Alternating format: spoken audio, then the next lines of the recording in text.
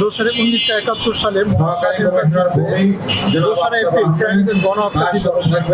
এই দিনে পাক বাহিনী, হানাদার বাহিনী আমাদের সাধারণ মানুষের উপর নির্বিচারে গুলি করে। আমরা চাই মহান মুক্তিযুদ্ধের যে আমাদের সাম্য, মানবিক মর্যাদা, সামাজিক ন্যায় বিচার, গণতন্ত্রে আমাদের এই দেশে পূর্ণ প্রতিষ্ঠা হবে এবং মুক্তিযুদ্ধের চেতনা বাস্তবায়ন হবে। আজকে এটি আমরা আশাবাদ কেরানীগঞ্জ পক্ষ থেকে শহীদদের প্রতি আমরা শ্রদ্ধা নিবেদন জ্ঞাপন করছি। 71 সালে এই কেরানীগঞ্জে পাকিস্তানের হায়না বাহিনীরা ভোরবেলা নিরহ মানুষকে গুলি করে হত্যা করে এবং বাড়িঘর জ্বালিয়ে দেয় এবং লুটতরাজ করে। আজ কেরানীগঞ্জে দুঃখের সাথে বলতে হয়, কেরানীগঞ্জের 71-এ মুক্তিযুদ্ধ চলাকালীন 2রা এপ্রিলে কেরানীগঞ্জ, ইন্দিরা, কালিন্দী, অমৃতাপুর যে সকল ফ্যামিলি শহীদ হয়েছে তাদের কোনো সরকারি মূল্যায়ন করেন নাই এবং এই শহীদ পরিবারদের বর্তমানে যারা ক্ষমতায় আছেন এই শহীদ পরিবারদের খুঁজে বের করে তাদের একটা লিস্ট করে তাদের মূল্যায়ন করতে হবে। তাদের রক্তের বিনিময়ে আজকে আমরা 1971 সালের স্বাধীনতা পেয়েছি। রক্তের বিনিময়ে বহু শহীদ হয়েছে। আজ পরে পরে আমার প্রিয় নেতা, কেরানীগঞ্জের মাটি ও মানুষের নেতা, সাবেক সংসদ সদস্য জনাব মোস্তফা মহসিন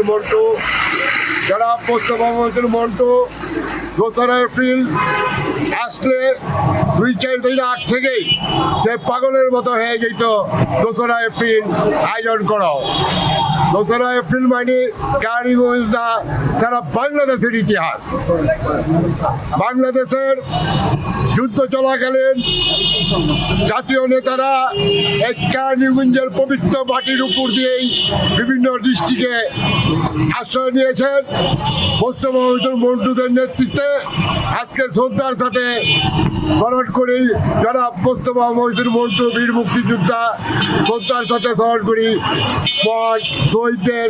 জানেন যে আজ 2রা এপ্রিল 1971 সালে এই দিনে হানাদার বাহিনীর অত্যাচার, নির্যাতন, নিপীড়নের ভয়ে সাধারণ মানুষ ছোটাছুটি করে এই কেরানীগঞ্জে নিজেদের রক্ষার জন্য আসেন। আর এখানেও 71-এর পাক হানাদার বাহিনী, রাজাকার, আল বদর, আল শামসরা নিরীহ মানুষের উপরে অত্যাচার, নিপীড়ন করে শত শত মানুষকে এখানে শহীদ করে। আমরা আজকের এই 2রা এপ্রিলে যারা শহীদ হয়েছেন তাদের সকলের প্রতি শ্রদ্ধা জানাই এবং সেই সাথে এটাও বলতে চাই যে 1971 সালে যারা বাংলাদেশের বিপক্ষে ছিলেন, যারা মুক্তিযুদ্ধের বিপক্ষে ছিলেন, রাজাকার, আল বদর, আল শামস আজও বাংলাদেশে আছেন। আমরা চাই এখনকার সকল যুদ্ধাপরাধীদের বিচার এবং তাদের কাঠগড়ায় দাঁড়া করানোর জন্য আজকের এই যে সরকার, জনগণের নির্বাচিত সরকার, এই সরকারের প্রতি বিশেষভাবে আহ্বান জানাই। সাথে সাথে আজকের এই দিনে তাদেরও শ্রদ্ধা করতে চাই যারা 24-এ যে জুলাই আন্দোলনে শহীদ হয়েছেন, আহত হয়েছেন, তাদের সকলের প্রতি গণসংহতি আন্দোলনের পক্ষ থেকে আমরা শ্রদ্ধার সাথে স্মরণ করতে চাই এবং তাদের বলতে চাই আমরা আপনাদের লড়াই সংগ্রাম, আপনাদের রক্তের ঋণ পরিশোধ করতে যদি নাও পারি আমরা মাঠে উপস্থিত থাকবো, অবিরাম আন্দোলন সংগ্রাম করে যাব।